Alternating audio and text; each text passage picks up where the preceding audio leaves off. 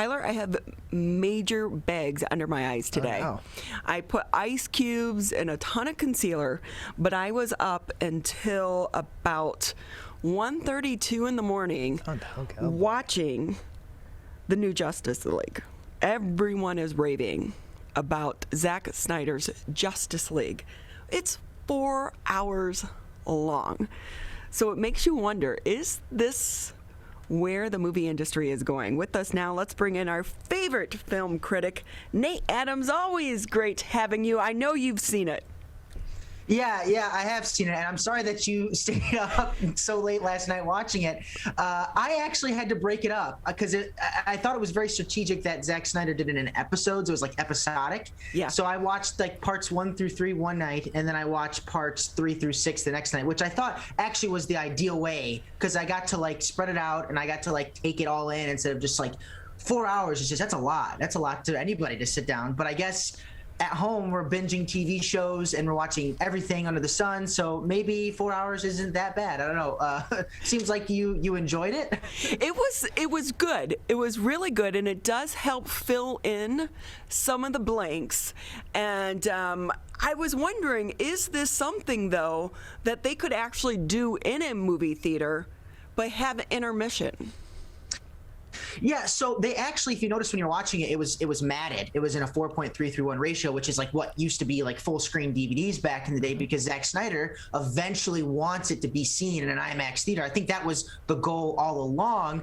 And HBO Max is kind of already doing that with their simultaneous release of films that are coming out on their streaming service and in theaters. So yeah, absolutely. I think this could be a viable model. There's already talk in the Twitter sphere, because you got to remember, the fans were the ones that willed Zack Snyder's Justice League into existence, because I, like many others, went and saw the 2017 version that was like mangled and was obviously a clash of vision with the studio and the director, and was very, very disappointed. So now there's already talks of restoring the Snyderverse, and David Ayer, who directed Suicide Squad, there's reportedly an Ayer cut that exists too. So it's like you give a mouse a crumb, then they're gonna want the whole thing, and it seems like that's what's happening. Like the floodgates are opening, and honestly, HBO Max is in a good position because all they want to do, right, is build up their subscriber base, and I think stuff like Zack Snyder's Justice League are exactly the smart recipe. Yeah, I wonder how many people signed up for HBO Max just to be able to watch this. They haven't released numbers, and streaming services are notoriously they don't have to release numbers. It's not like box office, so like they don't have to judge. You don't have to judge the merit of a film's success based on box office numbers. But they if it was massive, like Disney Plus this past week said that the Falcon and the Winter Soldier was like the most watched series on Disney Plus.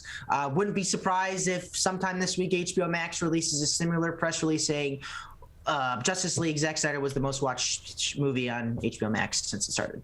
Wow. And there is like you just mentioned, the backstory behind this. Do you want to get into that a little bit about the fans who basically are the ones that spearheaded this effort?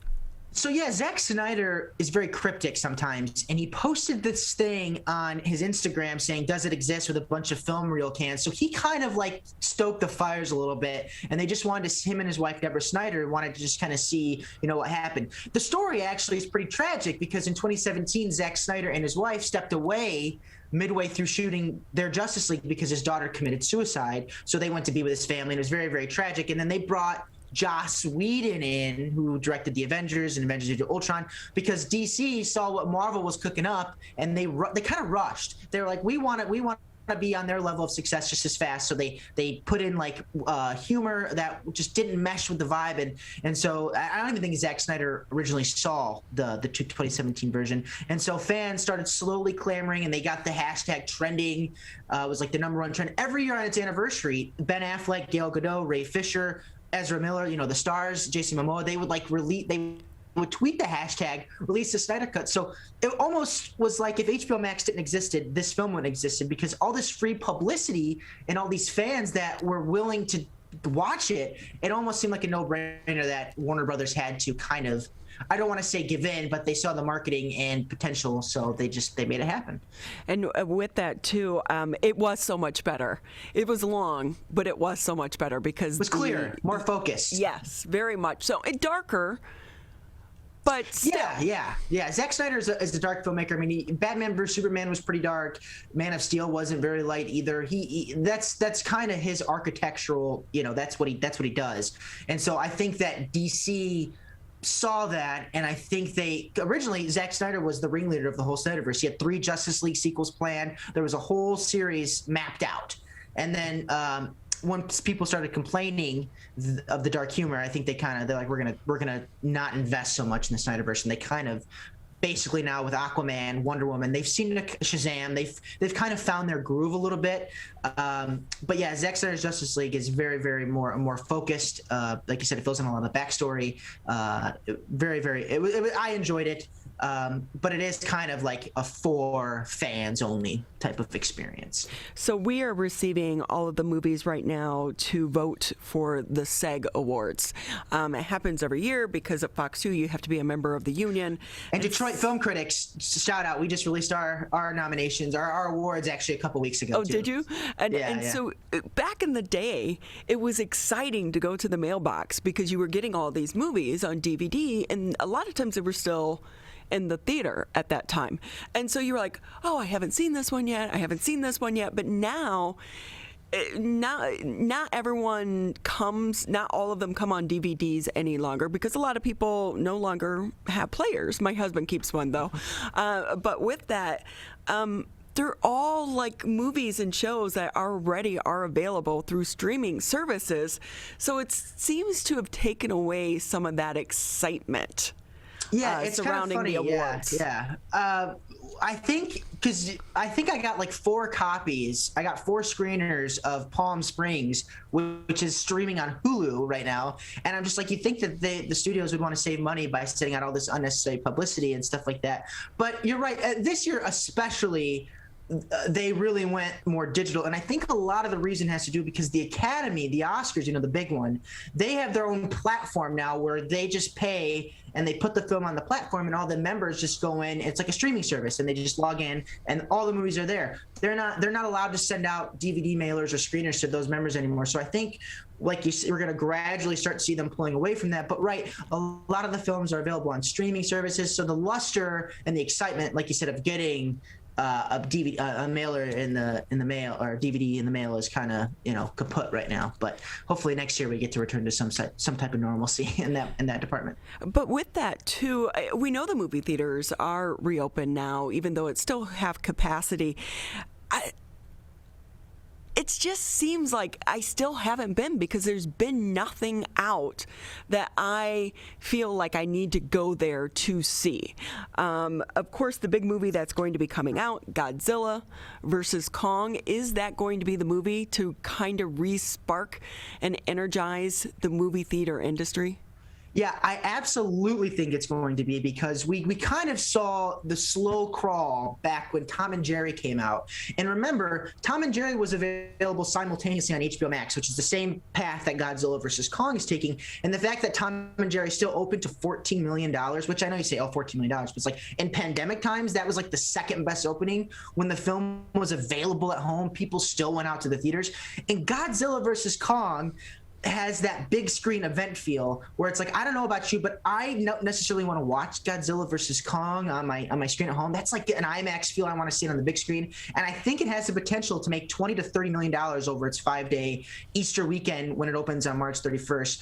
So that's going to be the start. I also want to point out that a film, it's called Nobody, comes out this Friday. And I don't know if you guys are Breaking Bad or Better Call Saul fans, but Bob Odenkirk is the lead in it. And it's absolutely bananas. It is like, it's my favorite movie I think I've seen so far this year. And that is coming out exclusively to theaters on Friday. And if any movie is going to get people back in the theaters, like as far as like, it's not a big event tempo like Godzilla versus Kong, I can't recommend Nobody enough. So with us right now on the MegaCast, Nate Adams, our favorite film critic. And with that, do you think the movie industry is going to get back to where it was prior to the pandemic, or streaming's the way to go now? I think theatrical exhibition is a big deal. And a lot of these big franchise tentpoles, your Quiet Place 2s, your Mission Impossibles, your Top Gun Mavericks, all of those, they need theatrical exhibition to survive. I mean, Disney made $11 billion in 2019. They would not have made that at streaming. Movies like Black Widow, Avengers Endgame, they don't make their money back off streaming. They make it from global marketplace. And obviously, China's in a much better place right now. Their box office is booming. I think an Avatar from 2009 was re-released last week and made like $44 million. So Avatar? It's like Avatar. It also reclaimed the highest grossing film of all time because Avengers Endgame had it by like 7 million. And then Avatar was re-released and now it reclaimed the top spot.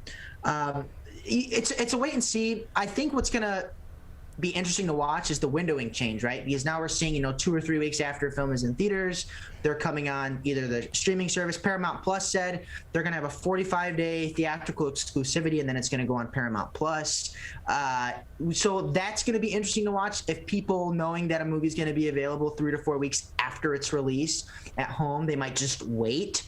That's going to be the interesting thing to see. But I think your Marvel films and your big budget tentpoles like Fast and Furious 9, those are still going to do a killing. Because even if they're in theaters for 30 days, studies show that 95 to 98% of films gross are made in the first 4 weeks. So anybody that wants to go out and see it in a theater are going to see it regardless. So with that, when it comes to some of the streaming services, we know Netflix has recently announced it's going to be cracking down on password sharers. How are they going to manage that? And do you think all of the streaming services are going to start to follow that? Because I will say in my family, I have Netflix and Prime, and so some family members may use that, but then we use their Disney, because there are so many now. Yeah, I think that the pricing and the model, even when Disney Plus was bringing their presentation to investors and talking about the streaming services, the password sharing was kind of built into their model because they just knew it was going to be inevitable. I'm not sure, because the joke with Netflix, right, is, well, whose Netflix are you? It's never like, oh, I got Netflix. Oh, I got my grandma's Netflix or my aunt. It's never like who you I think I actually am paying for my Netflix and my family uses it, so that's kind of funny. I don't know how they crack down on it. I think they have a thing where you designate that you're the owner and then you give out your 4 passwords, and then I think Netflix is just going to have to monitor it. To be fair, they can do whatever they want on their Netflix, and they're a huge company, and I don't know if necessarily restricting access through password blocking or whatever they're going to do is going to work, but it's not going to hurt them either because they're Netflix and they have 200 million plus subscribers globally. So we'll just have to wait and see. I'll be interested to see how they do it. If they do it right now, it might just be a tactic to kind of just encourage others to get their own Netflix account. We'll see. We just got to wait and see. But the Netflix price has increased dramatically. I think when I first signed up, it wasn't even $10 a month. Now I think it was $8.99. Yeah. It depends on your plan too, because they have the single screen, they have the triple screen, and that's the issue that I run into. Because if you don't have a certain plan and you have 5 people on your Netflix account, if 2 people are watching something and I go in and log in, I can't watch something because only 2 people can be watching at a time. So Netflix is smart in that way, because then I have to upgrade my plan to watch the show that I want to watch right now. And 9 times out of 10 I do it because it's whatever, it's 1 month, and then you don't get rid of it, and then Netflix knows what they're doing. So for anyone that may be listening or watching out there right now, if they are new to the streaming service side of the house, which one should they sign up for? Because there are so many right now. So I think studies show that 3 people generally will get 3 streaming services, and Netflix, I think when Disney Plus came out, everyone said it was going to be the Netflix killer, and I never thought that for a second, just because Disney Plus is more targeted at families. And the only time I find myself logging into Disney Plus is when WandaVision or Falcon every week. That's when I go to it. But other than that, I am turning on Netflix more often. I think you got to have Netflix. Amazon Prime has probably the biggest collection of films out of the biggest catalog, I should say, out of all the streaming services.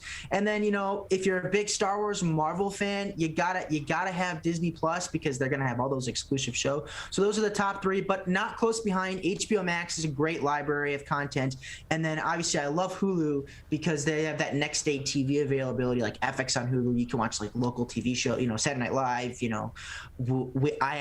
I do live in a bachelor household. We do watch The Bachelor. That's okay. That's nice to we have won't tell anyone you said that. Okay. I'm not ashamed to admit it. I think it's fun. It's fun distraction television. I don't have to think about anything. So is cable going to be a thing of the past?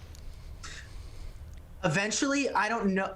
It's tough to say because sports. NFL just renewed their agreement with most cable providers for 10 years. That's huge. I think that no streaming service has been able to replicate the sports experience. Like right now, March Madness. You got TNT. You still need your cable login provider to watch, TNT, TBS, all those channels that are broadcasting the March Madness games. I think what's going to happen eventually, though, that there might just be a streaming service. I mean, ESPN Plus exists, but it's not with live sports. So eventually, I think someone needs to get the licensing rights to all major sports broadcasts, and then they might start their own streaming service. I'm not sure. But as far as like cable, like, your A&Es, your AMCs and things like that, it'll be tough to survive. I think they got to adapt with the times.